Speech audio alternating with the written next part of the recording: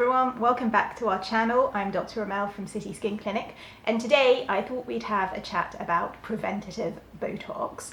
This is a topic that comes up a lot. I know that it's been in the press a lot more, and there are a few companies that have been promoting the concept of preventative Botox, which has been around for a while, and as always I just wanted to have a chat with you guys and discuss whether preventative Botox is actually a thing, does it work, and give you insight as an aesthetic practitioner and the founder of City Skin Clinic as to whether it's something you should consider or not, and what alternatives there are for wrinkle prevention. Before we get started, if you're new to our channel, welcome. Please subscribe to our channel and hit the notification bell so that you're alerted of all our new videos. If you are a returning viewer, welcome back. It's great to have you. So, what is preventative Botox? The concept of preventative Botox is actually you should get Botox anti-wrinkle injections before you start having wrinkles, and that will stop you from getting lines and wrinkles. That's the general sort of idea. That's what most people think of when they think of preventative Botox, and when they come to our clinic, that's what they're generally asking for. Before I get into it, just a real quick recap as to how Botox works. So Botox is actually a medication, and it's a substance that basically paralyzes muscles or can kind of put them to sleep. So it blocks the interaction between the nerves that tell muscles to move and the muscles moving. So it works at that neuromuscular junction, and what it does is the muscles that you inject it into will stop moving, or they may reduce their movement depending how much Botox you inject. And that's where the skill and the experience comes in, because it's a balance in terms of getting rid of lines and wrinkles, but also having a little bit of movement, which most of our clients come to us for. They don't want to be completely frozen. Some people want to be completely frozen, and that's also fine, but it's always a matter of personal preference. So the most common places that Botox is injected for wrinkle reduction is actually the forehead, the frown line area, around the eyes for crow's feet reduction, and these are the most popular spaces. And most people, when they come to us, for example, with Botox, they've started to get lines and wrinkles in these areas, or they've been there for a while and they bother them. Botox is really, really good for lines and wrinkles that are only there when you move your face. So if you raise your brows and you get lines, horizontal lines like this, or if you frown and you get those kind of lines in the middle, or if you smile and you have smile lines, but all of these muscles disappear or reduce massively when your face is at rest, Botox is fantastic for that. The muscle movement that creates the wrinkling in the skin, combined with obviously collagen and elastin loss in the skin, and that's what causes the wrinkle. So if you smooth down and relax the muscle, then you're not going to get wrinkles.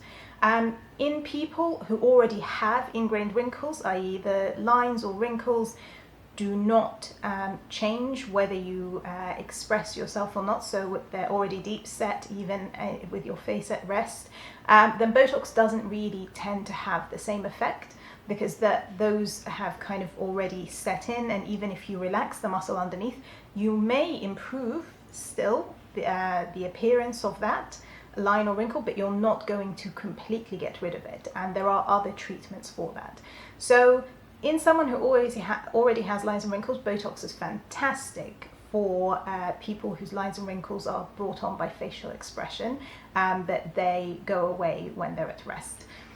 Which is why, in my opinion, the thought of preventative Botox is a little bit controversial. So the idea that you could relax the muscles that would ultimately cause these lines, I get the concept behind that. So, if you're relaxing the muscle, then there's nothing to pull on the skin, and that's going to stop a wrinkle from forming. To an extent, yes, but here are the issues where I think it's not quite that simple or useful. So firstly, it's a combination of things that causes wrinkles and lines to form. So number one, it's loss of collagen and elastin in the skin, which are the proteins that form the basement membrane of the skin, and they cause it to be stretchy and plump, you know. So when you're younger, your skin is thicker, it's plumper, it's juicier, for lack of a better word, and as we get older it gets thinner and it's less pliable.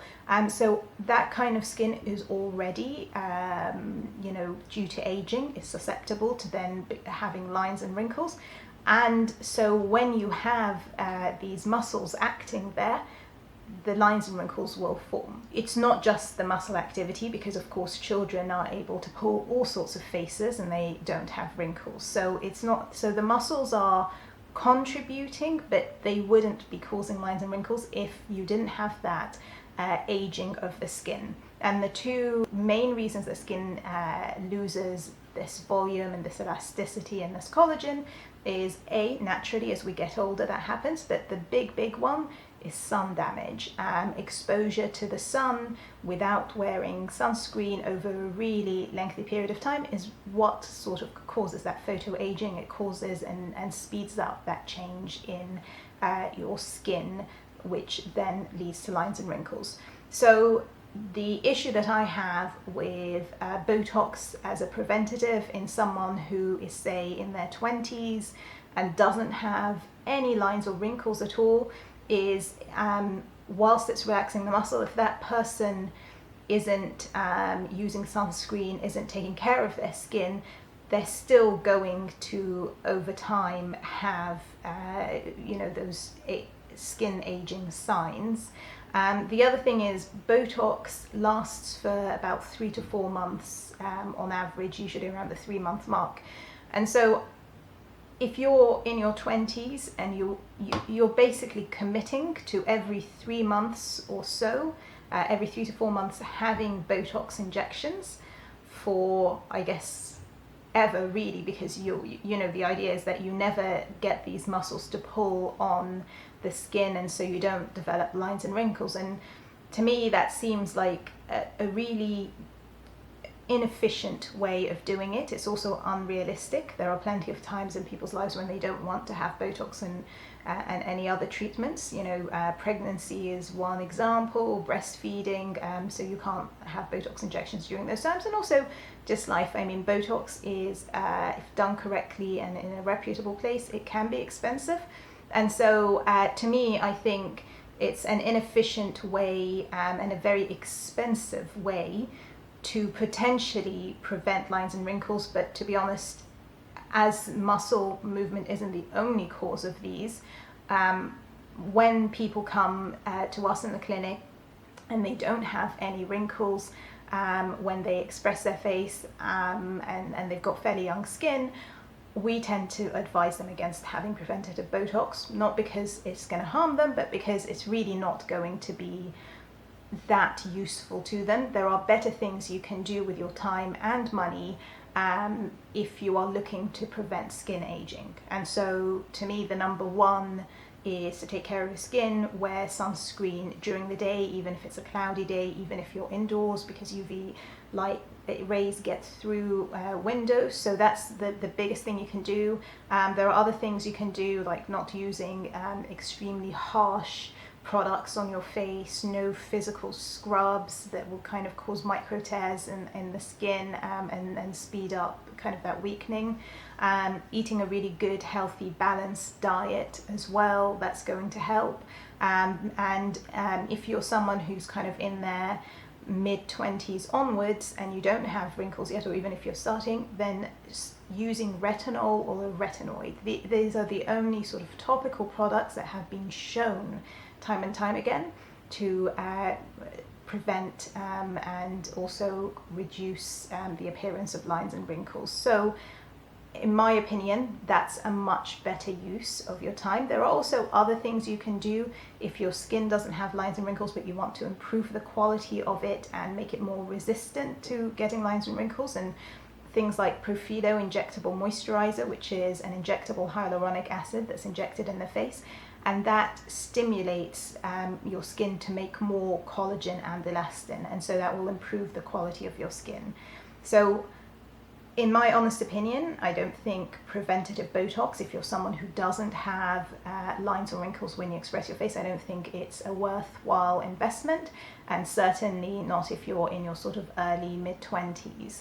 I think skincare like sunscreen, retinol would be fantastic and much better use. And if you're keen on something a little bit more involved, like an injectable, then things like Profilo are really good. If you suffer from things like acne or underlying kind of skin texture problems, then considering chemical peels, microneedling, that can also stimulate collagen and elastin production. So the investment should be in boosting your skin and helping maintain its youthfulness and its vitality, rather than a treatment that is amazing if you already have lines and wrinkles, but when you don't have them, I don't think that it's just, again, it's not going to do you any harm if it's done correctly, but it's not really going to achieve much in my opinion. I think you're better off with the basics of skincare and a few professional treatments if you really want to amplify your skin.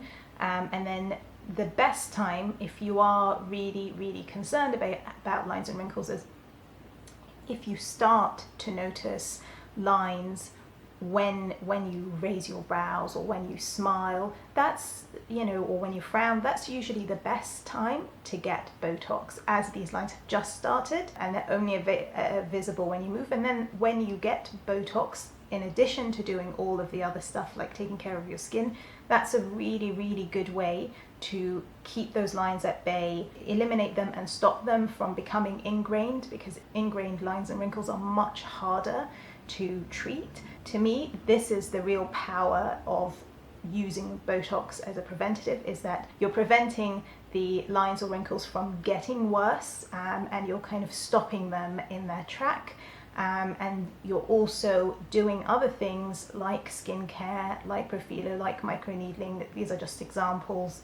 Each person may or may not benefit from the additional professional treatments, but those are things that will stimulate your skin to repair and improve itself so that you have really good skin quality. So I hope that this has been useful. I've been seeing a lot more of a push towards the idea of preventative Botox, and I thought, as someone who's been in the industry for quite some time, it would be really good to put across my perspective.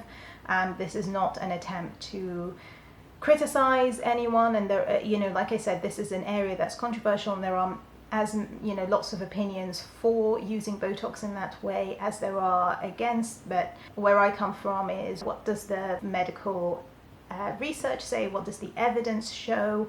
And also, what is the best and most efficient way for our patients to get the most out of treatments, and what's going to help them establish lifelong habits that are going to really improve the skin and not just treat individual problems. Because if you just spot treat, you end up having all these different treatments you're doing all the time, and they're not working together.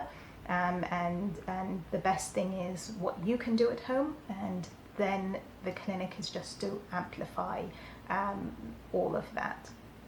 Anyway, let me know if you have any questions about Botox in general or preventative Botox in the comments below. I'll leave a link to our Botox information pages. And if you like this video, don't forget to give it a thumbs up. Don't forget to subscribe to our channel if you haven't done so already. Until next time, stay beautiful.